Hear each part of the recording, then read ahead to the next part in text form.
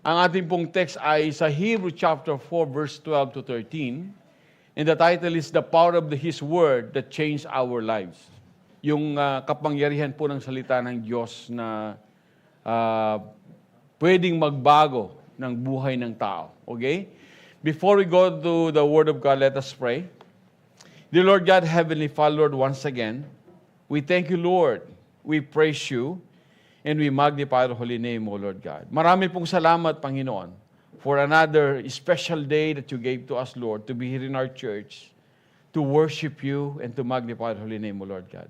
Lord, once again, we pray, open our hearts and our mind, Lord, that we may continue to understand your words, O Lord God. Speak to us. And Lord God, I pray, continue, help me, God, to deliver a message.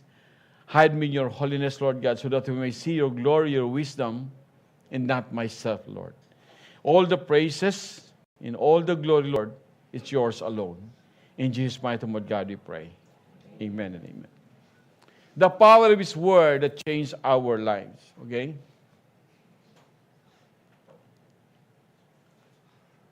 In Hebrews chapter 4, verse 12 to 13 says, For the Word of God is alive and active, sharper than any double-edged sword. It penetrates even to the dividing soul and spirit, joins in a marrow. It judges the thought and attitude of the heart. Nothing in all creation is hidden from God's sight. Everything is uncovered and laid bare before the eyes of Him to whom we must give account. Kanina nabanggit po ni Brad Arnel, yung ating pong Theme of the Month. Normally, meron po tayong Theme of the Month na sinusunod. And the theme of the month, this month is what? Change our life? Okay, so glory to God. So ito po ay nakalink din po yan. Yung ating yung mapapakinggan nyo po minsan every Friday, it is linked to our theme of the month. So ito po ay the power of His Word that changed our life. Makita po natin, I think, especially po sa mga mami na may mga asawang pasaway. Okay? Marami pong ganyan, di ba? And you will notice that one day, your partner, especially sa mga husband, sa mga kalalakihan na medyo naligaw ng landasan, na one day it was changed, meron pong nangyari.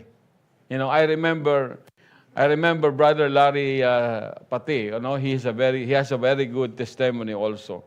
Kaya Pastor, nung wala pa ako sa Panginoon, okay, the whole week, halos gabi-gabi, sabi niya, palagi akong absent sa bahay, and I always, may isawa na po siya at may mga anak na. Sabi niya, I always there in my tropa. At sabi niya, palagi akong umuwi ng lasing, and many times I got an accident dahil kahit palulasing siya, nagmamotor pa rin siya. Sabi niya, glory to God at hindi ako namatay sa aksidente. But you know what, mga kapatid, one day, God changed his life. At alam niyo po, sabi ni Sterea, yung pong asawa niya, Pastor, sabi niya, hindi ko maipaliwanag yung kagalakan niya dahil sa nakita niyang pagbabago ng kanyang asawa. Not only him, marami pong taong binago ng Diyos. And like Dolphy Jr., he is public enemy number 1. But when God changed his life, makita po natin, totally changed. Okay? So lahat po tayo, even myself, I was also involved in many kinds of gambling and name it, everything was there. But God changed my life as well. So pag-usapan po natin, what is the power of His Word that it can change the life of the people? By the way, sabi po rito, narinig po natin yung logos. What is logos? Logos is a Greek word. It is a word with various meaning. It is often translated into English as word. In religious context, it can indicate the divine word or the Holy Bible. Yung pong logos. I remember, meron pong mayamang, there's a very rich Christian. What he did, bumili po siya ng barko. You encounter that? Logoship? Yeah? Their mission is to go around the whole world, even in Philippines, at ang sakay niya po ay mga missionary, wala pong mga sweldo yun, mga missionary sa loob ng barko, and plenty of different kinds of Christian material, especially Bibles. Okay? So if you want to buy Bible, example, dumaong dito yung Logo ship sa Qatar, you can go inside, then you can tour inside the ship, and then you can buy different kinds of Bible or materials what you want. So that is their ministry, or that is their mission also. Okay? So that is the Logos. Logos, it means the Holy Bible. Then what is Rema? Okay? Rema is a Greek word also. Literally means an utterance or thing said. It is a word that signifies the action of utterance. It means that Rema is the word become alive in our lives. Ito pong Bible na hawak ko, it is just a normal book. Okay? It's just a normal book. But once you read the Word of God, okay, the power of the Word of God, it will penetrate in our lives, and the Word of God, it will become alive in our lives, and that can change the life of the person.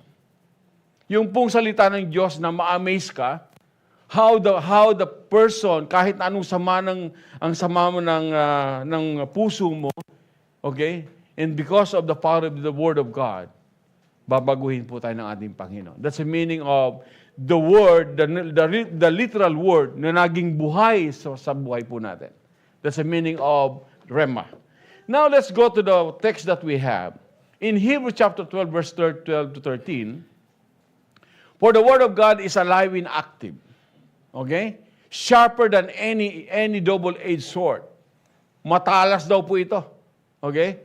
Matalas at sharper than double-edged sword.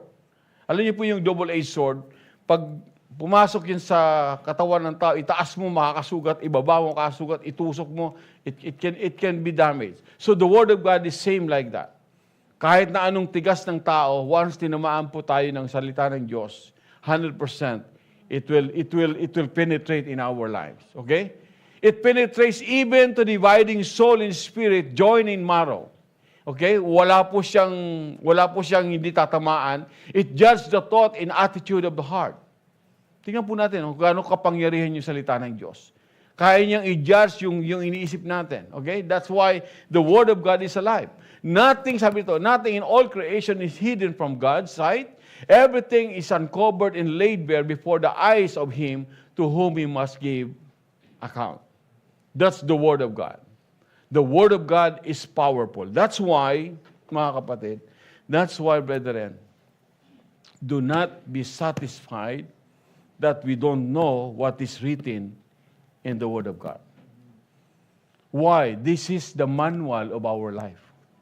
Nowadays, I'm so busy, or myself and my colleagues, we are so busy to do the SOP, Standard Operating Procedure, of our new plant in Misaid.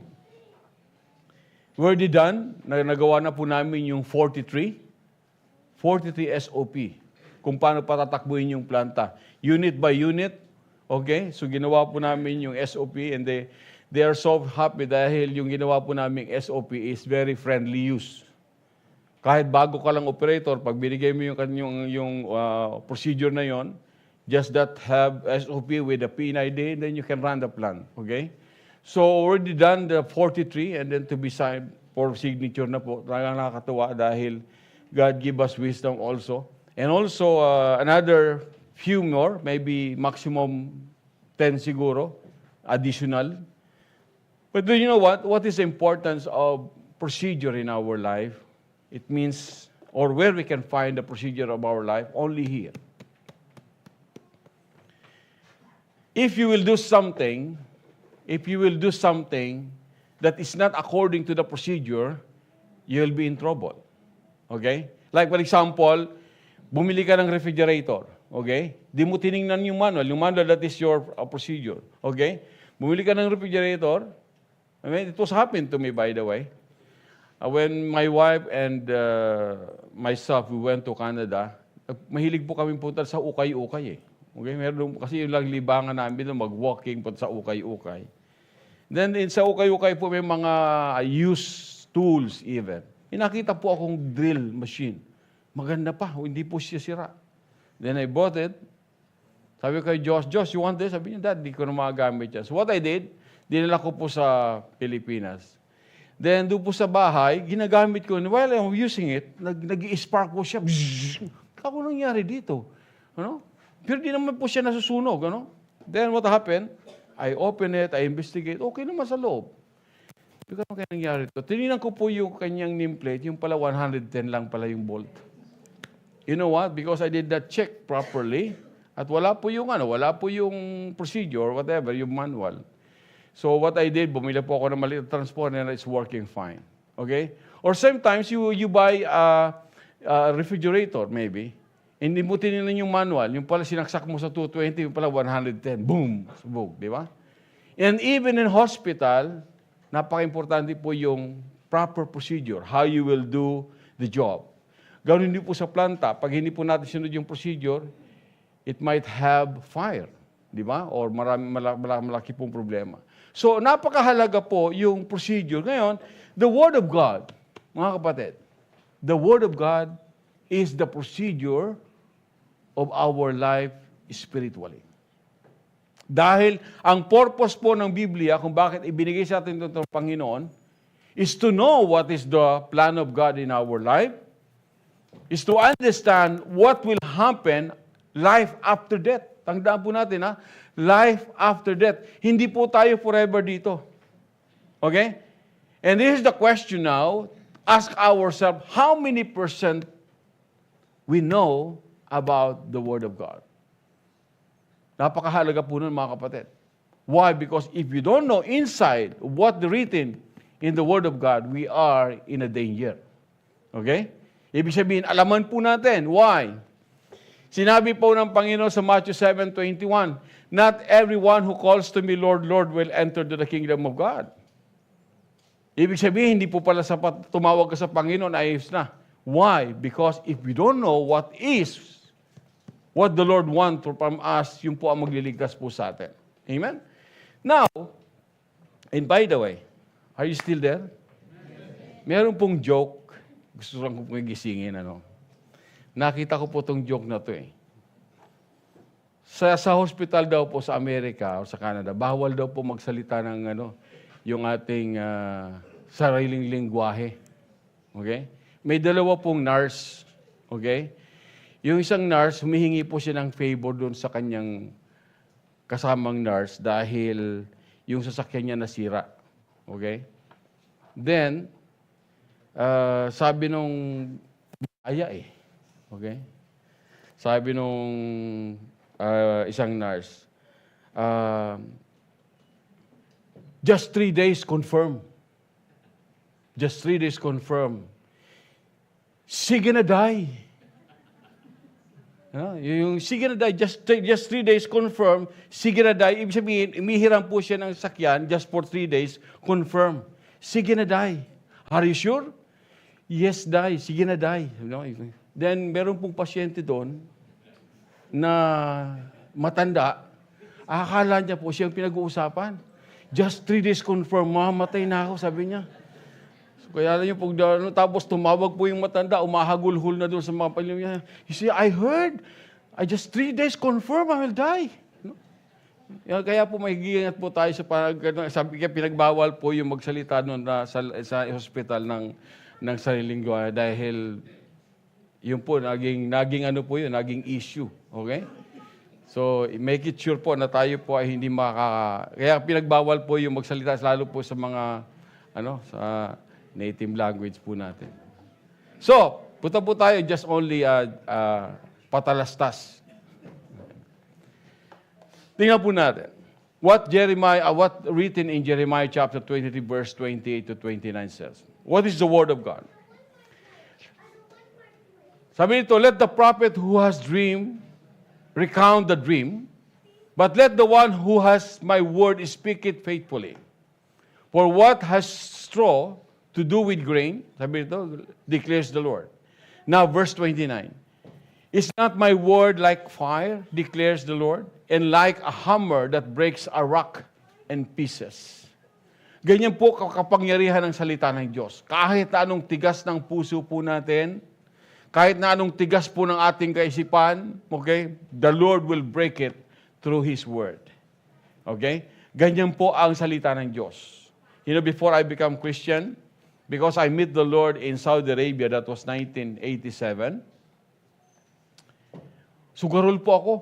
Okay? Involved po ako sa mga, yung pusoy, especially mahjong. Mahjong, magaling po ako dyan. Kasi sa mahjong po dapat magaling ang memory mo at saka yung mabilis ang mata mo at saka daliri mo. Okay? Sa mga, bihira po ako matalo. Okay? Dahil dapat po ay maingat ka. And then, of course, dayaan. So, involved po ako dyan. But by the grace of God, the Lord changed my life. Okay? So, ito po ay hindi lang po sa akin. A lot of people give testimony how the Lord changed their life. Sa Luke chapter 6, verse 46 to 49 says, "Why do you call me Lord, Lord, and do not do what I say?" Bakit tinatawag mo niya akong Panginoon, Panginoon, pero hindi mo naman sinusunod yung mga sinasabi ko? Sabi ito, "As for everyone who comes to me and hears my word and put them in practice, I will show you what they are like." Yung mga tao daw na lumalapit sa akin at nakikinig sa aking mga salita at pinapractice niya, ibig sabihin, ina-apply niya sa buhay niya, sabi niya rito, ipapakita ko sa niya kung anong ibig sabihin nun.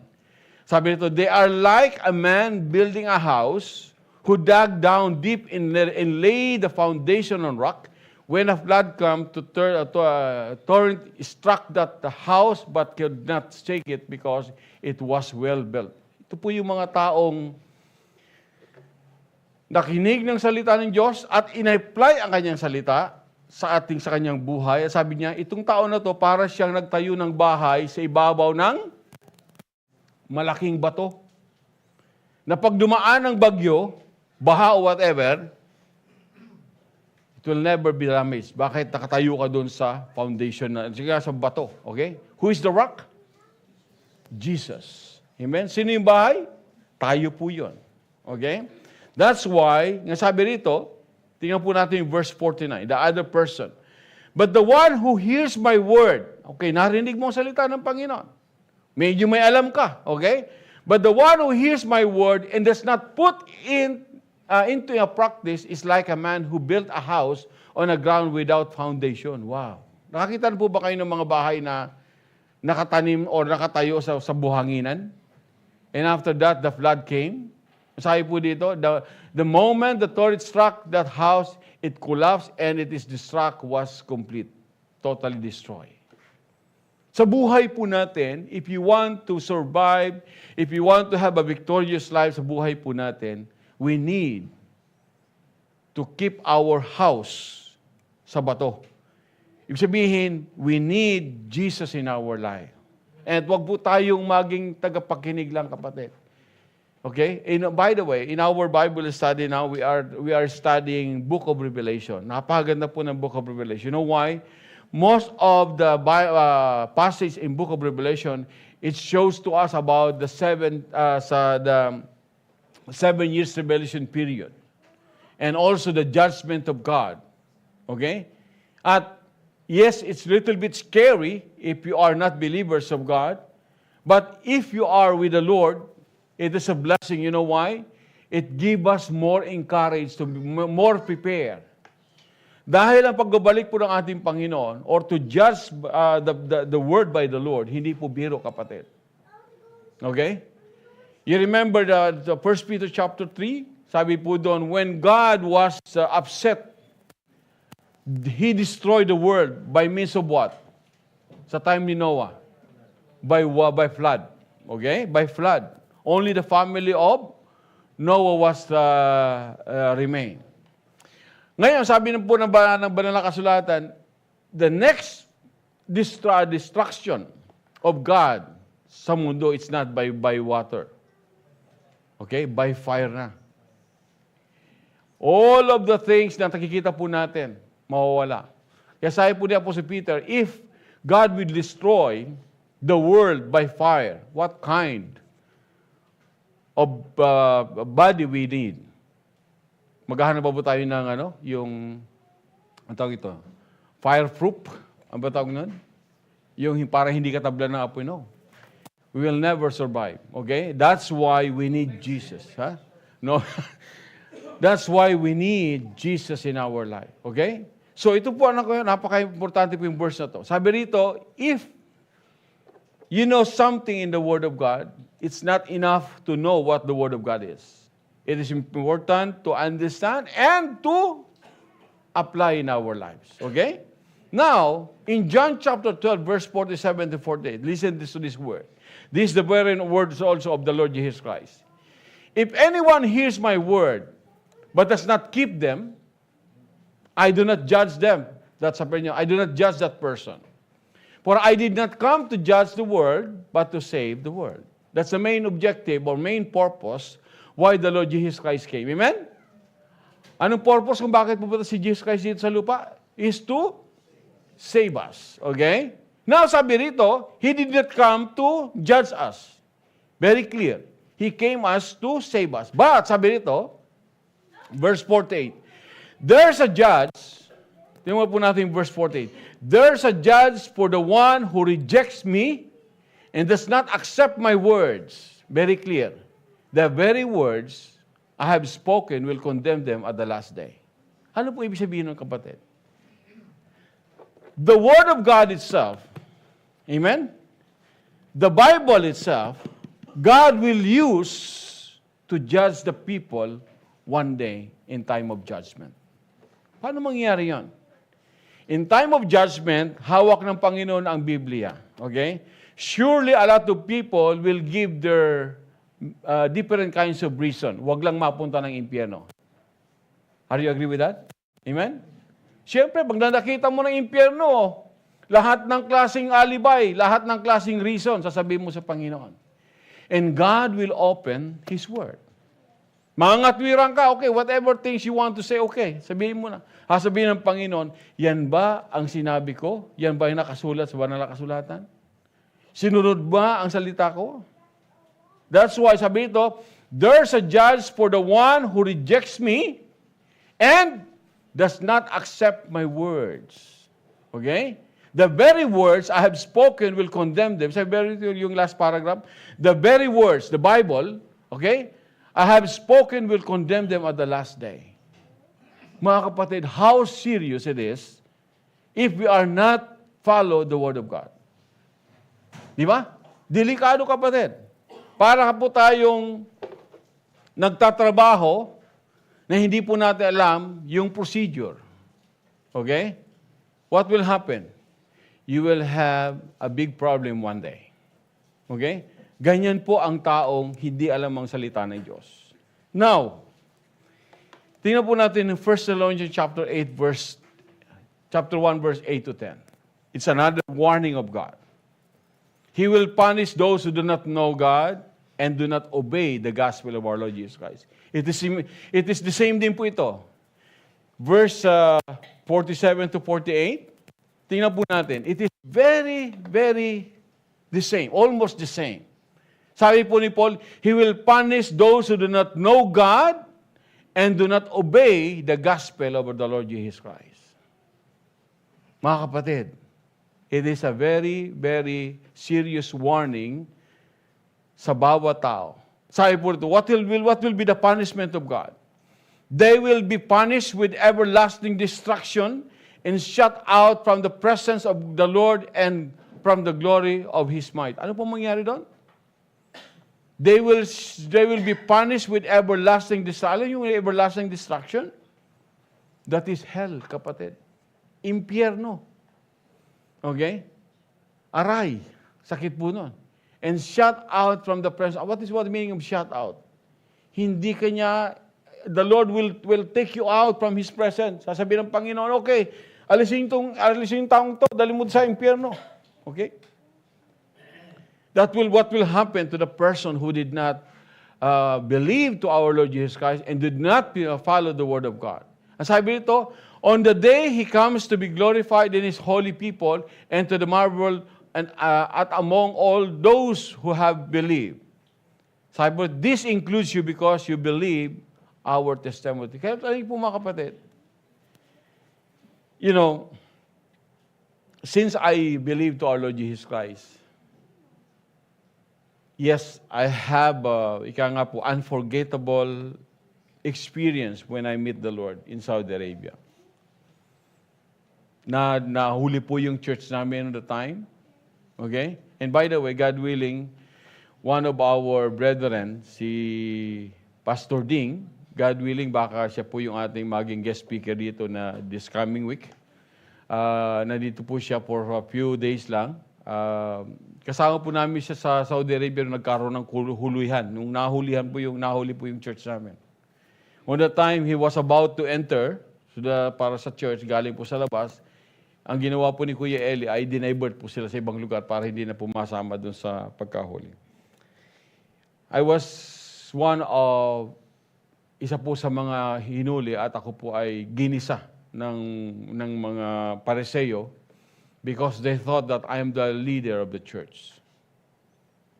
Sambuan ako sa city jail at sambuan po ako sa Bartolina. But you know what? I never regret. Hindi po ako nagsisi. But you know what? Because I know the Lord is real. I know the Lord is real. May offer po sa akin eh. I-deny mo lang ang Panginoon, bibigyan ka namin ng magandang trabaho, may pera ka, at wala na yung kaso mo. Okay? Sabi ko, no. I love my Lord. Okay? Hindi ko pinili yung offer nila.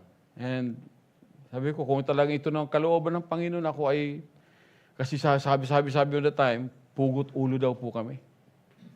Sabi ko, kung kalooban ng Panginoon, ito na talaga, it's okay. But glory to God, because God has a plan. Kaya po hanggang ngayon, nandito pa ako, nakarating pa rin ako ng Qatar. Amen? From Saudi to Philippines to Abu Dhabi here. Okay? So talagang napakabuti ng Panginoon. And, you know what mga kapatid? It is a very serious, ito po pinag-uusapan po natin. You know what? Because lahat po ng warning ng Diyos, all the warning of God, it is written here. Okay? That's why, when we are reading the Word of God, maging aware po tayo dun sa warning ng Panginoon. Mayroon siyang, by the way, if you notice it, if there's a promise of God, there's always warning. Example, for God so loved the world that He gave His only begotten Son, that whosoever believe in Him will not perish but have eternal life. What's the promise of God there? We have eternal life in heaven with the Lord. Amen? Now, what is the warning there? That those who will not believe to our Lord Jesus Christ, di ba? Will never see life but have what? Punishment. Di ba? Impyerno po yung kapatid. And many, many promises of God, dito po sa Banal na Kasulatan, every promise of God, meron pong palaging katapat na warning. So if you want the promise of God to be with us, or makuha po natin yung promise ng Panginoon, we have to follow the Word of God accordingly. Amen? Para makaiwas po tayo sa punishment.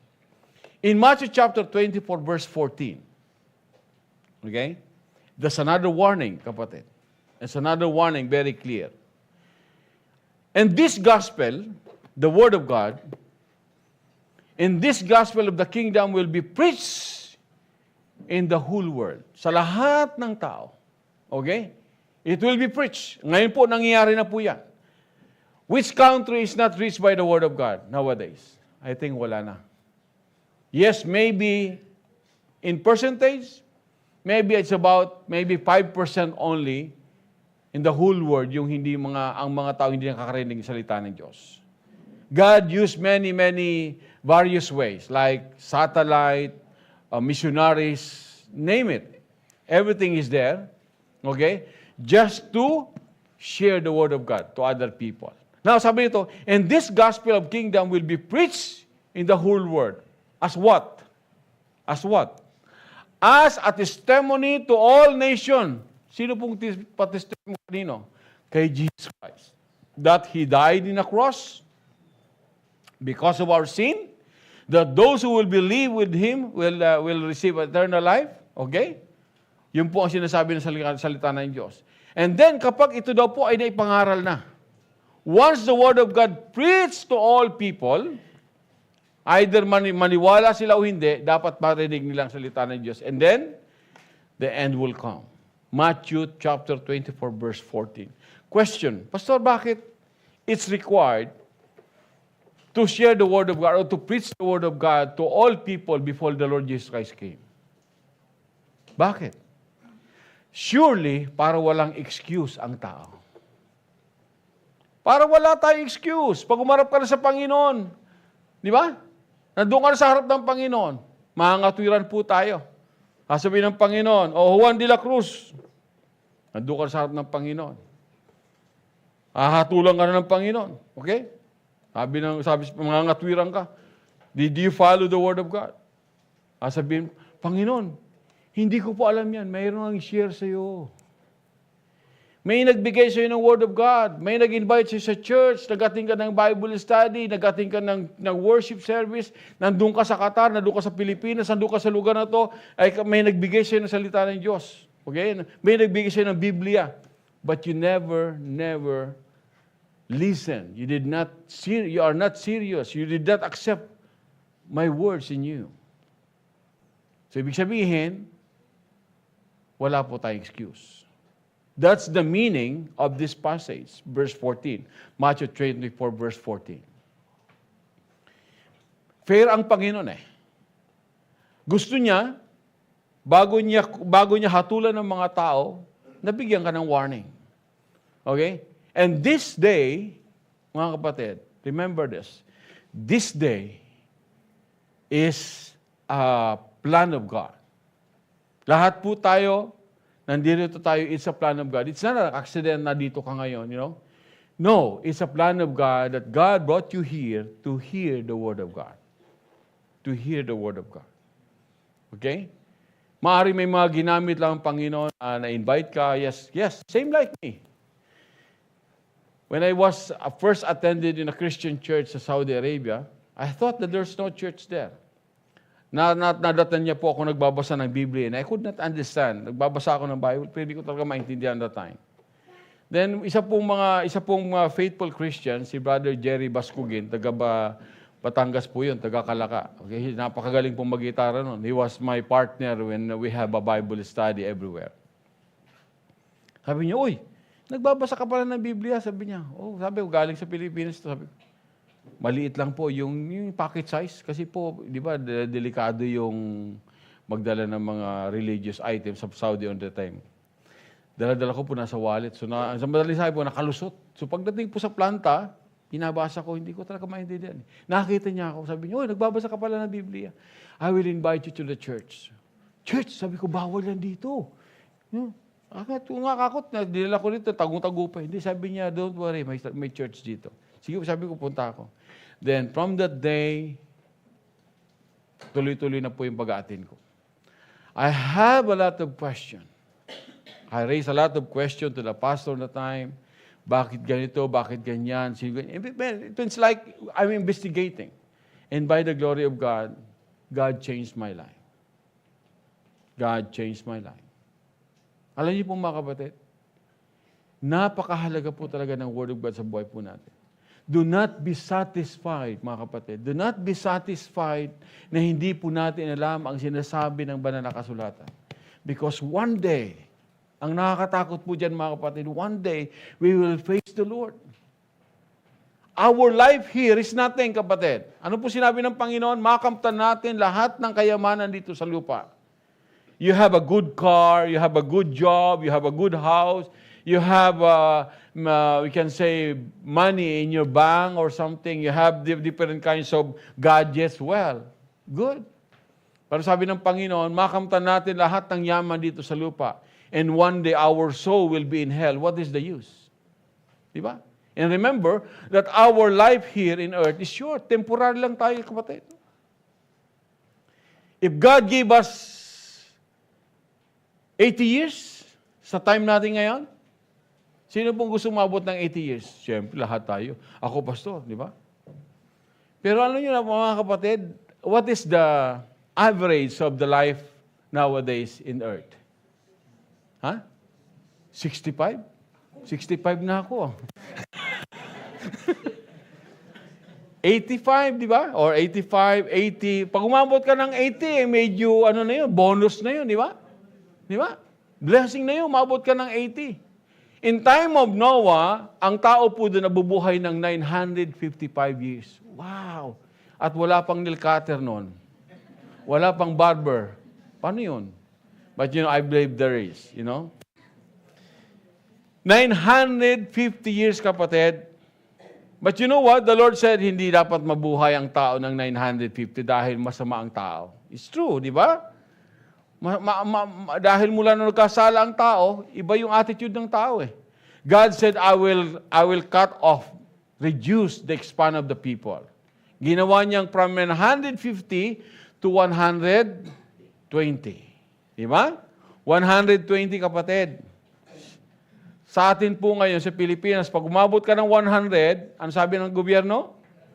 Meron kang 100,000. Ba't ang lakas ng gobyerno magsabi sa atin ganyan? Ha? Kasi wala na umabot ng 100, kapatid. Bibihira na po yun. Okay? Kaya ang lakas po nila magsabi na meron kang 100,000 kasi alam ng gobyerno na bibihira po umabot yung 100. Okay? Ang average po ngayon ay umabot ka ng 80. Okay? Medyo ano na yun. Marami nang papapalo umabot po na yung 80. Now the question is, actually, ang buhay po natin, it is miserable. Sabi po ng Bible, the life of the man is like a flower. Kagaya po ng bulaklak. Yung totoong bulaklak. Makita mo yung bulaklak ngayon ay sariwa, di ba? Pero bukas makita mo, lanta na. Di ba? May something like this. Kausap po lang siya kanina. Di ba? Nagkita lang kami kahapon eh. Patay na pala. Di ba? That's the misery of the life of the people here in earth. But the question is, what about kung dumating na yung time? Sinabi ng Panginoon, I will take your life now, kagaya po ng rich man. Di ba? Naalala niyo po yung the full rich man? Sabi ng full rich man, I have a lot of money now. I will break my itong room na to, and then I will make a big one, a new one, and I will put all of my money and everything there, at magpapasarap na lang ako. Okay? Yun ang plano niya. You know what the Lord said? Hangal, sabi niya, fool, I will take your life now. O, sino nga yung makikinabang sa pinaghirapan mo? Wala. Di ba? Kaya sabi ng Panginoon, anong saysay ng isang tao, makamutan mo lahat ng kayamanan dito sa lupa at mapupunta ka naman ng impyerno. And the problem of hell, kapatid, ang problema po sa impyerno, it is, wala na pong kontrata doon. Wala na pong kontrata and it will never change the destiny. Doon na talaga. At alam niyo po mga kapatid, sa impyerno kahit na anong tawag ng tao, Lord, sorry Panginoon, Lord, forgive me, Lord, I accept you, Lord, I believe in you. But our prayers will never be accepted anymore. Why? Hebrew 9:27 says, minsan lang itinakda ng Diyos na ang tayo mamamatay. And after that, paghuhukom. Very clear po yan, mga kapatid. Amen? That's why if we are wise enough, kapatid, if we wise enough, listen to the Word of God and follow the Word of God. Do not depend to the religion, kapatid. Religion cannot save us, kapatid. Jesus can save us. Amen? That's why Jesus Christ said, I am the way, the truth, and the life. No one comes to the Father except through me. Meron po ako kasama sa Saudi Arabia, si Kuya Nanding. Bago po siya naging Christian, naging wais po siya. Alam mo ginawa niya, kapatid? Lahat ng reliyon, minembrohan niya. Alam mo katwiran niya? Pag sumablay si A, religion A, maaaring nasa religion B. Pag sumablay yung B, maaaring nasa C. Pag sumablay si C, maaaring nasa D. Sabihin, lahat ng religion, sinalihan niya. Just to make it sure na hindi siya sasablay sa sa langit. Pero sabi niya, it's not. Hindi yun eh. Hindi pala eh. And one day, when he became Christian, he realized, sabi niya, yes, ang katotohanan pala na ang kaligtasan ay wala sa reliyon, kundi sa ating Panginoon. Acts 4:12, salvation is found in no one else, for there's no name under heaven para maligtas ang tao, kundi sa pamagitan lang ating Panginoon Kristo. Kay Jesus Christ lang po tayo pwedeng magkaroon ng kaligtasan. In our conclusion, kapatid, I took the Romans chapter 1, verse 16 to 17. The Word of God is powerful and effective. It changed life of the people who receive it. That's true. That's why sabi ni Paul, sabi nito, For I am not ashamed of the gospel because it is the power of God that brings salvation to everyone who believes. Hindi ko kinahihiya ang salita ng Diyos.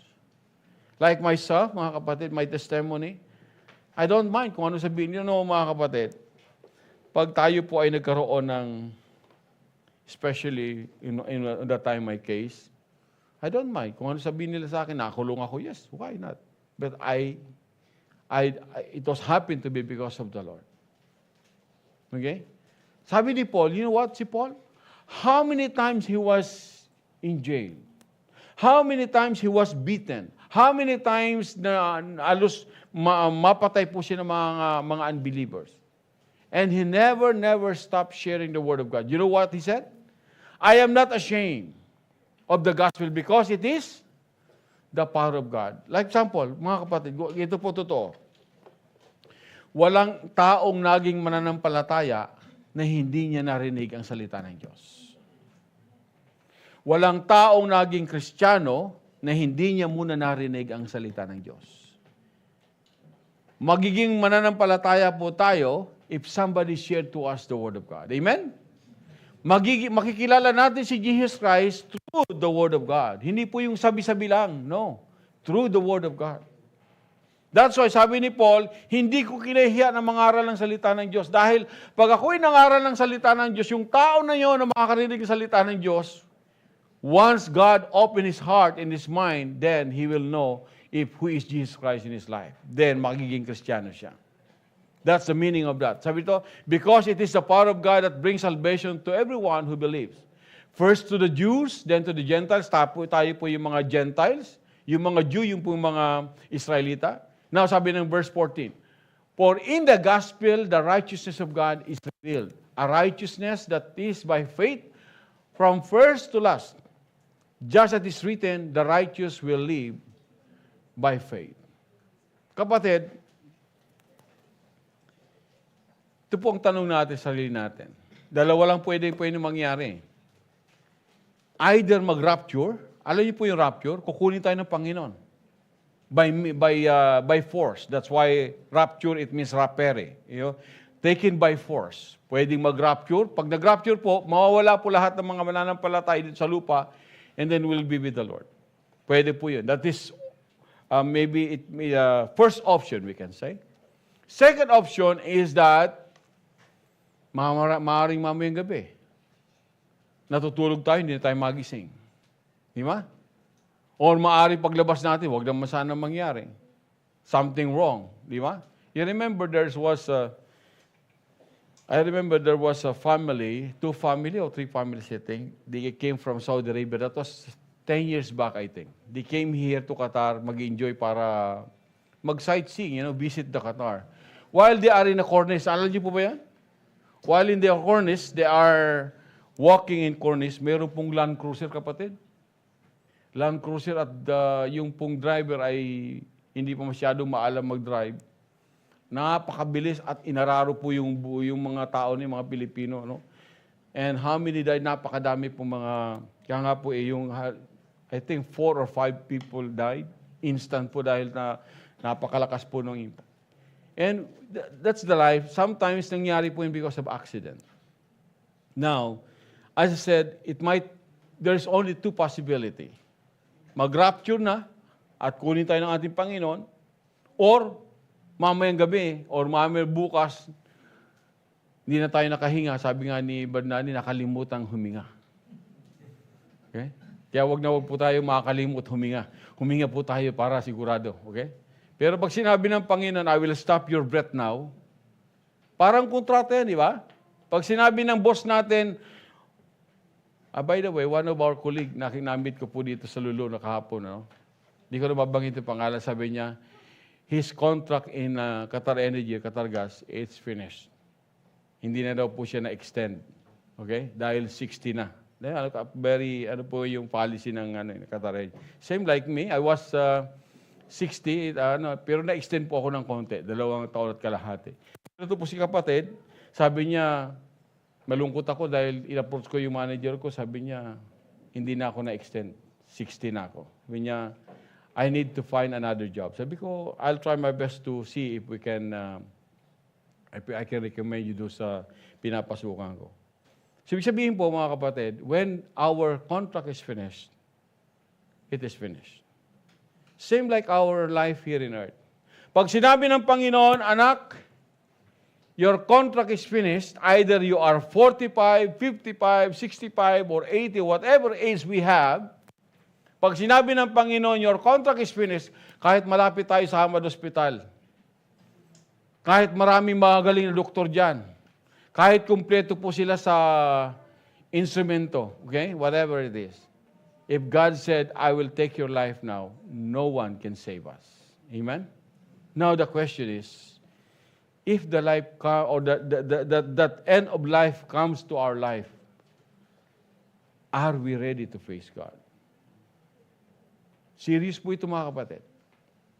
We have to ask ourselves. Okay? Tanungin po natin yung sarili po natin.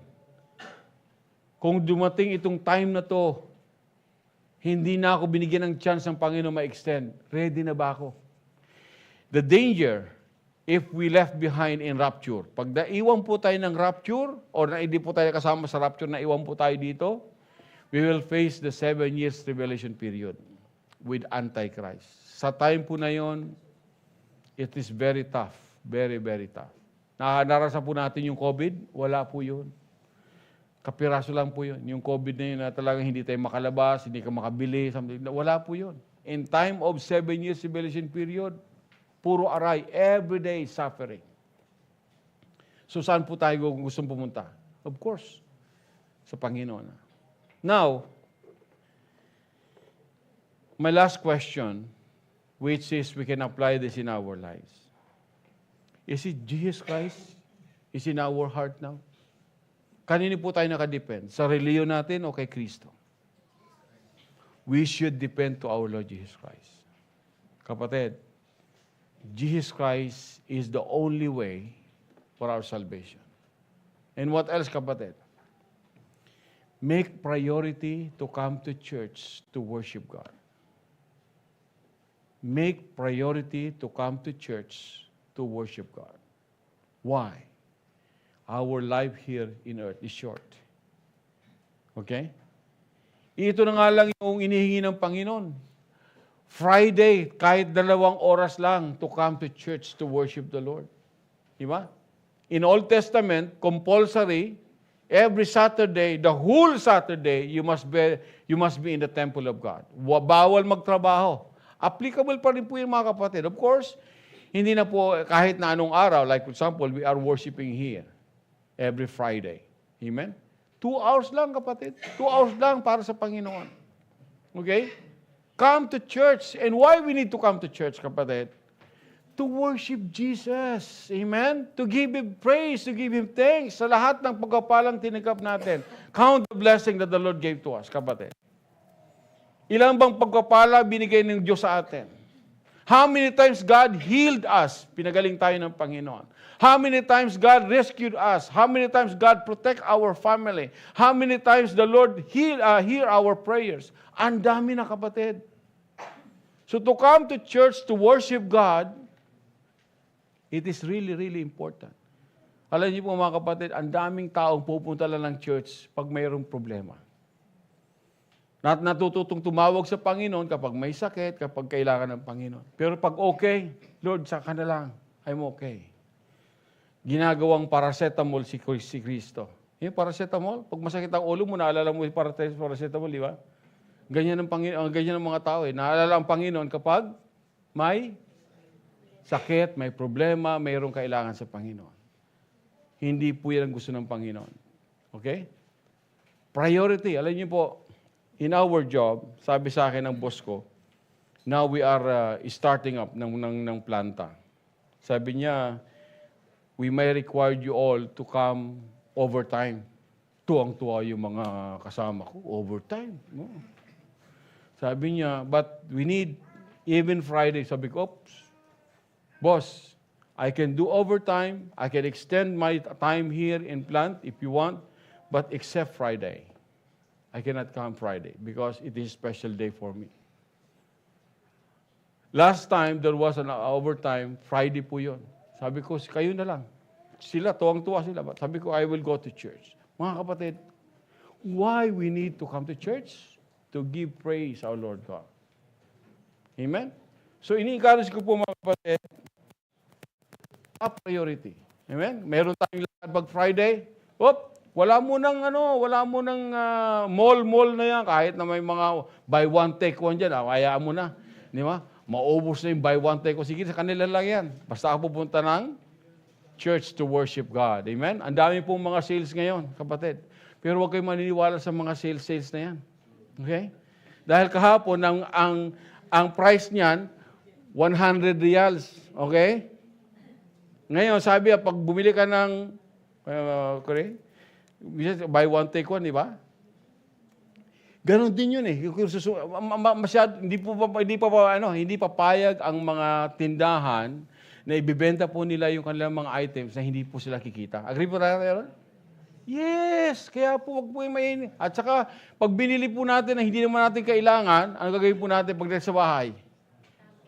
Tapon sa gilid. Di ba? Alam niyo po, maraming ganyan. Si Stegin, ganyan eh. Okay? Nung nag-exit po kami ng Qatar, sa housing, alam niyo po problema namin? Yung pagpapauwi ng mga gamit, napakadami.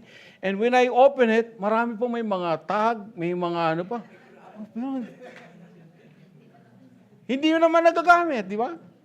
Be wise, kapatid. Huwag po kayo maniwala sa mga sales na yan, mga kapatid. Anong gagawin po natin? Come to church. Come to church, enjoy the fellowship, and enjoy the presence of God. Amen? Tumayo po tayong lahat, mga kapatid. Hallelujah. May I call our praise and worship team? I'd like to sing the song, yung pong inawit po natin kanina, yung the last song. Amen? Because of Jesus. Amen? Hallelujah. Brethren, let's sing the song purposely at i-offer po natin ito kay Lord. While we sing the song, patuloy po nating namnamin yung mensahe ng Panginoon. Amen? And I believe that the Lord touched our hearts this morning. Hallelujah. Let's worship the Lord. Amen?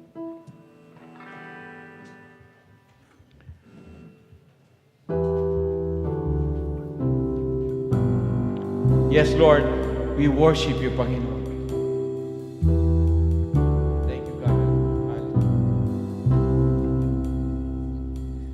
You made a covenant with me, signed by the blood that still speaks.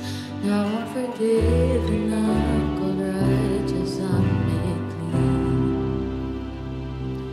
There on the cross at Calvary, you gave it all to purchase me. You are the Savior and the God who set me free. Now my heart cries, this is my Redeemer. In my whole life, I will give you praise.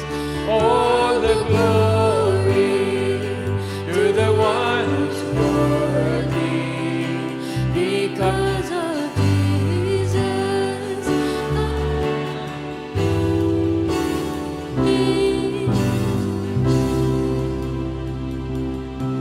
made a way for me to enter into your holy place forever.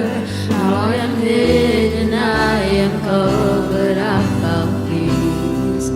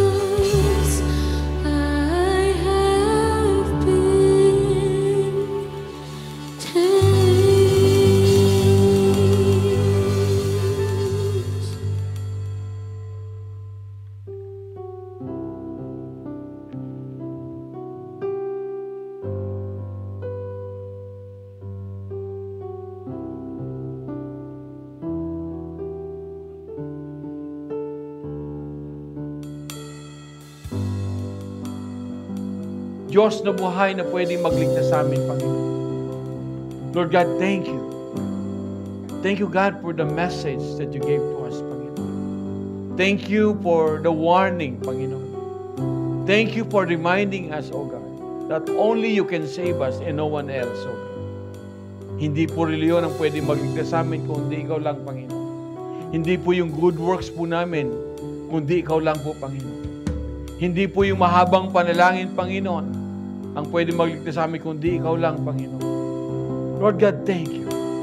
Thank you, God, for your words na patuloy pong umaalalay sa amin, O God, na nagbibigay sa amin ng wisdom, Lord God, to come to you, Lord God.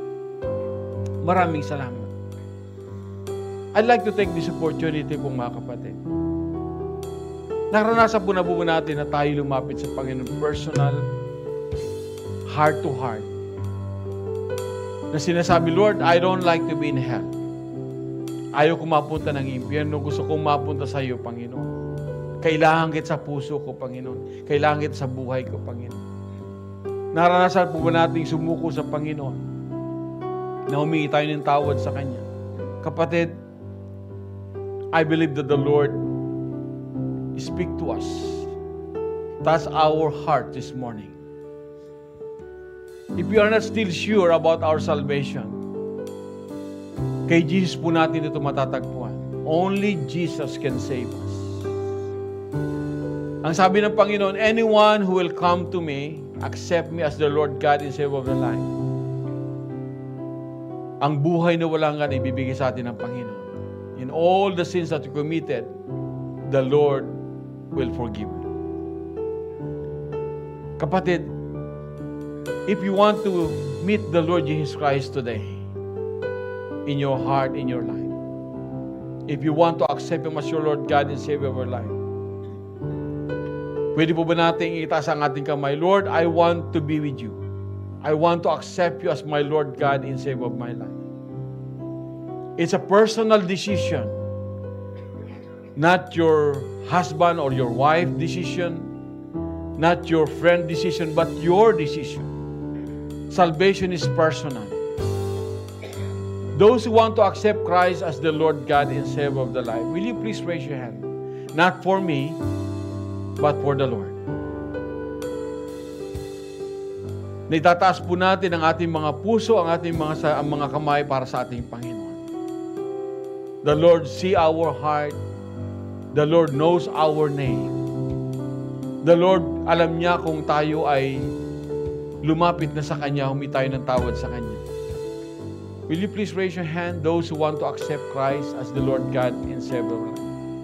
Marami pong salamat. Sino pa, mga kapatid? Don't be shy. Huwag po tayong mahiya. Raise your hand, not for me, kapatid. Not for anyone else, but for the Lord. Amen? At hindi po reliyon ang ating tatanggapin, kundi si Jesus Christ. Hallelujah. Hallelujah. Hallelujah. Doon po sa mga nagtaas ng kamay, kapatid, you raise your hand because you decided to come to Jesus. You decided to surrender your life to Jesus. And the Lord knows you. The Lord sees you. Nakikita niya tayo, mga kapatid. Hallelujah. And those who raise their hand, tayo po ay sumunod sa ating panalangin bilang acceptance prayer. Panginoong Diyos na makapangyarihan sa lahat, I raise hand before you, Panginoon, as a sign that I accept you as my Lord God and Savior of my life. I open my hearts before you, God. Lord, come to my heart.